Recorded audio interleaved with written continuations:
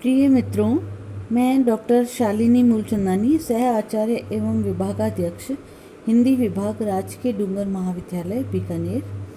आज हम बीए द्वितीय वर्ष के प्रथम प्रश्न पत्र के अंतर्गत हिंदी साहित्य के इतिहास के रीतिकाल के अंतर्गत रीति मुक्त काव्य धारा पर चर्चा करेंगे।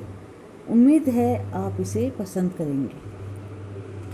रीतिकाल में कुछ ऐसे कवि भी हुए जिन्होंने लक्षण ग्रंथ लिखने की परंपरा का पालन नहीं किया। उनकी रचनाओं में किसी भी रीति पद्धति का अनुसरण भी दिखाई नहीं देता।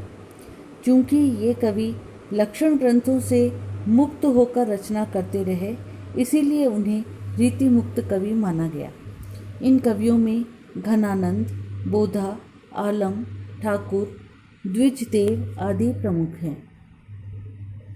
रीति काव्य एवं रीति मुक्त काव्य के बाह्य स्वरूप में कोई विशेष अंतर नहीं है। इन दोनों में मूल अंतर उस दृष्टि का है जिसे लेकर कोई कवि काव्य रचना में प्रवृत्त होता है।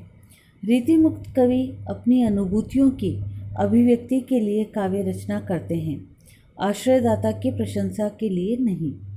रीति काव्य लेखकों का कविता के प्रति दृष्टिकोण दायित्व का नहीं, आनंद का था, जबकि रीतिमुक्त कवियों ने कविता को साध्य माना है।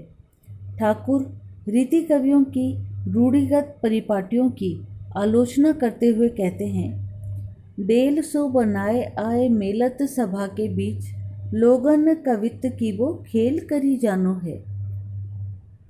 जबकि घनानंद कविता के प्रति दायित्व बोध रखने वाले सजग रचनाकार हैं।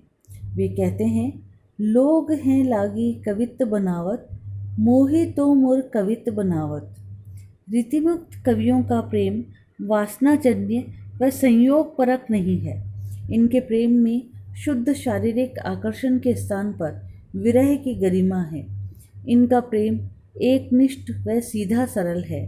सुजान के प्रेम में रत घनानंद कहते हैं, अति सूधो स्नेह को मार्ग है, जहाँ नेक सयानप बांक नहीं। रीतिमुक्त काव्य पर फारसी का प्रभाव भी स्पष्ट दिखाई देता है। घनानंद और आलम फारसी के विद्वान थे। इनके विरह पर फारसी शैली का प्रभाव भी पड़ा। दिल के टुकड़े, छाती के घाव जैसे विरक्तिपूर्ण उपमानों का प्रयोग हुआ, जो संवेदना कम, बेचैनी अधिक उत्पन्न करता है। वस्तुतः रीतिमुक्त काव्य शास्त्रों से मुक्ति का काव्य है। इन कवियों ने काव्य शास्त्र के नियमों पर ध्यान नहीं दिया। ये कवि हृदय की अनुभूति के आधार पर रचना करते हैं। इनका काव्य आलंकारिकता का खंडन करता है तथा मार्मिकता पर ध्यान देता है। इनके यहाँ अलंकारों का प्रयोग कम हुआ है। घनानंद ने अलंकार प्रयुक्त तो किए, किंतु गहन भावों की अभिव्यक्ति के लिए, न कि चमत्कार प्रदर्शन के लिए। उनका विरोधाभास अलंकार का उदाहरण उल्लेखनीय है। उजरनी बसी है हमारी अखियानी देखो। धन्यवाद मित्रों, मेरे चैनल को लाइक और सब्सक्राइब अवश्य कीजिएगा।